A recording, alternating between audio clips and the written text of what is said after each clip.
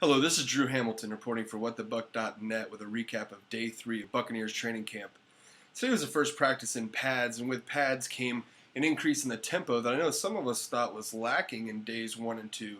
Not that it was overall low in Days 1 and 2, but that it was a little lower than expected with the reputation that Coach Schiano brought with him to the Buccaneers.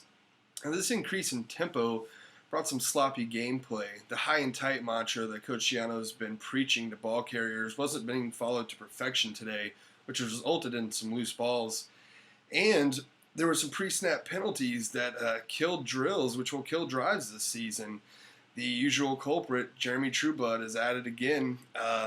His false start issues seem to have spanned 3 coaching staffs now, and hopefully we can do something to improve that. There were no injuries to speak of today, maybe some minor tweaks, but nothing that will keep people out of practice for tomorrow. Tackling's hard to judge in these practices. The running backs are allowed to finish off runs after being wrapped up, unless they're brought down in the backfield. I know Quincy Black had some nice plays on run defense today, as did Levante David. His knack for stepping up into the hole to meet ball carriers seems to be translating to the NFL so far. I know he met up with Doug Martin at the line of scrimmage, and that was something that was exciting to see.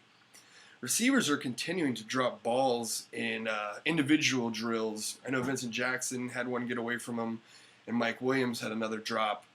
He seemed to be a little bit more on point during 11-on-11 drills, but individual drills seems to still see some drop balls. Highlights from today's practice: Adrian Claiborne laid a monstrous hit on Eric Lorig. That was the end of a drill, of 11-on-11 drill, where Coach Schiano promptly brought everyone together. Now, it was hard to tell what they were talking about. He later said in the press conference that he wanted to speak about the session as a whole, not about that hit. I was worried that there was going to be maybe a reprimand for going full out. I know these guys aren't going 100%. They're probably at 3/4 speed right now. Another highlight was the linebacker play. Mason Foster had a big hit. Like I said, Levante David was stepping up into the hole. They seem to be moving side to side, attacking the sweep and drawing out the ball carriers a little bit better than last year. I know Coach Schiano talked at the press conference that the linebacker play wasn't very good on day 1, but they've been improving each day. So hopefully we can continue to see improvements in that section. Low points would be defensive line didn't seem to be working as a unit very well. I know they were running some stunts with Gerald McCoy and Roy Miller that seemed to take too long to develop. Didn't really seem to be very effective.